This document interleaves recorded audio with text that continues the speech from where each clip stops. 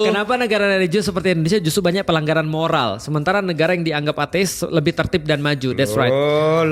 Apakah ini soal kualitas SDM atau agama yang memang tidak otomatis membentuk karakter? Apa yang salah manusianya atau cara memahami agamanya?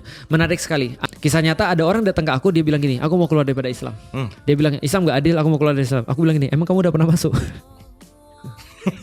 Terus kamu udah mau keluar karena kenyataannya ya, sebenarnya menurutku kebanyakan orang hampir nggak pernah masuk ke dalam Islam. Bahkan agamanya Islam, tapi bahkan dari lahir Islam. Bahkan dari lahir Coba bayangin ya, di dalam Al-Quran, ya ayyuhalladzina amanu udkhulu fisilmi kafah. Wahai orang-orang beriman, masuklah Islam secara kafah. Loh, kok bisa? Yang dipanggil siapa? Orang beriman. Orang beriman disuruh masuk Islam secara keseluruhan. Artinya ada orang Islamnya cuma di luar teras. Ada orang yang masuk ke dalam Islam. Oke. Nah, masuk ke dalam Islam itu berarti dia tahu secara keseluruhan dia masuk. Fisil mikafah, berislamlah secara kafah. Yang dipanggil pada orang Islam juga. Iya. Orang Islam ya. Paham gak sih maksud lu? Maksudnya. Jadi, artinya ada banyak banget orang-orang Muslim tapi nggak Islam. Nah, makanya aku bilang jangan lihat orang Muslim.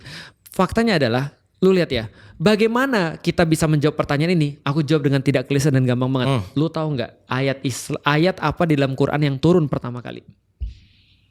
Tentu tidak tahu dong. Tentu tidak. Iqra.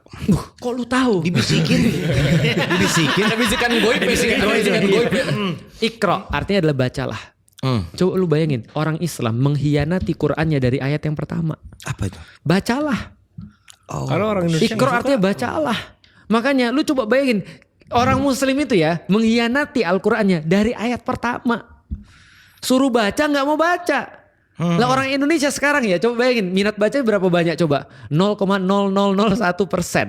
Artinya setahun mereka nggak baca satu buku even.